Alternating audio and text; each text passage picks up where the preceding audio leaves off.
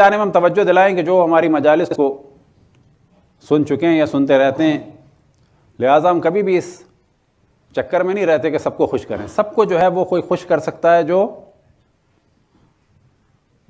شاید اللہ رسول اور مولا علی سے زیادہ ہو، شاید زیادہ تو ہو نہیں سکتا، بس وہ ٹیڑھا ہی ہوگا کچھ، کیونکہ سب تو اللہ سے بھی راضی نہیں ہے، رسول اللہ سے بھی راضی نہیں ہے، مولا علی سے بھی راضی نہیں ہے. اور ہمیشہ ہماری پالیسی یہ رہی کہ اس وقت جو حجت خدا ہے، جس پر دار و مدار ہے تمام کائنات کا، جس کو اللہ نے اپنی حجت قرار دیا ہے، اگر وہ راضی ہو جائے، کہ اللہ کرے کہ وہ ہم سے راضی ہو جائیں، وہ کافی ہے. باقی یہ جو تھوڑے سے لوگ ہیں 6 ارب، ان کی اتنی فکر نہیں کرنی چاہیے. کتنے لوگ؟ یہ 6 ارب تھوڑے سے جو لوگ یہ جو ایک بڑی ذات ہے اس کی فکر کریں، یہ جو ایک بڑی ذات ہے اس کی فکر کریں. لہذا ہمیشہ ہماری کوشش ہوتی ہے، ہم نہیں کہتے کہ خطبہ بیکار ہے، نہ، اگر کوئی غلط پڑھ رہا ہے، وہ کوئی بھی ہو، چاہے وہ خطیب ہو چاہے عالم ہو، اس کی مذمت کرنی چاہیے. کس چیز کی؟ اس غلط چیز کی.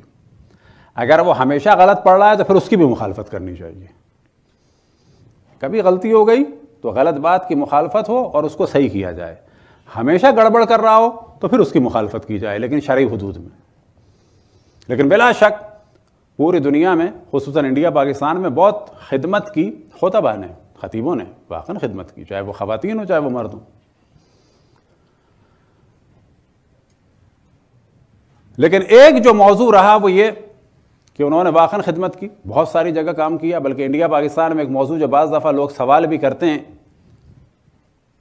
کہ یہ اجازہ نماز کیا چیز ہے، تو آپ کو تعجب ہوگا کہ ایک زمانہ تھا کہ انڈیا میں علماء اتنے کم تھے کہ ہر علاقے میں جو بھی ایک متدین دیندار، متدین یعنی دیندار انسان ہوتا تھا، وہ لکھنؤ یا مثال کے طور پر جو اور بڑے جگہ کے جو اصل مرکز وہ لکھنؤ تھا، یا مثال کے طور پر ایک بہت بڑا علمی مرکز تھا بہار وغیرہ میں، پٹنہ بہت بڑا علمی مرکز تھا.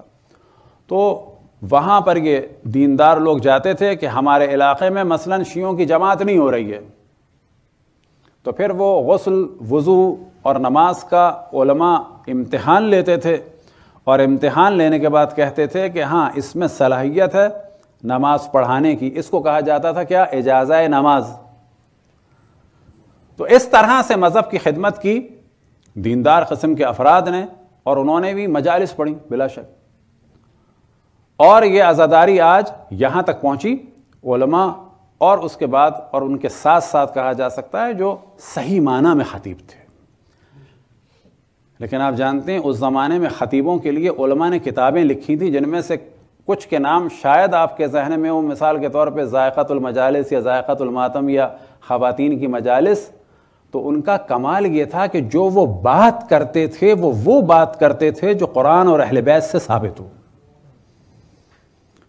لہٰذا بعض خواتین اور بعض حضرات وہ تھے کہ جنہوں نے ساری زندگی 2-4 کتابوں سے مجالس پڑھی، اور بعض وہ تھے کہ جو کتاب کھول کے پڑھتے تھے مجلس. یہ تھے در حقیقت خدمت گزار کہ جنہوں نے کبھی یہ نہیں سوچا کہ کوئی یہ کہے گا کہ یہ ایک ہی کتاب سے پڑھ رہے ہیں، بلکہ انہوں نے کیا کہا کہ ہم انہی 50 یا 10 یا 20 مجالس کو پڑھتے رہیں گے، خدا رسول اور ائمہ کے پیغام کو پہنچاتے رہیں گے، لیکن اپنے پاس سے کوئی بات نہیں کریں گے. چاہے جائے کہ اپنے پاس سے کوئی آیت اور روایت بنا دیں. بس جب اگر آپ ہماری گفتگو میں سنیں کہ بعض خطیبوں کی ہم نے مخالفت کی، وہ خطیب ہیں کہ جو خدا اور رسول سے مذاق کریں. وہ خطیب کے جن کا ہم نے ذکر کیا، ان کے تو ہم اپنے آپ کو قدموں کی خاک سمجھتے ہیں کہ جنہوں نے اس زمانے کے انڈیا میں، اس زمانے کے پاکستان میں گاؤں گاؤں میں جا کے تشیع کی خدمت کی.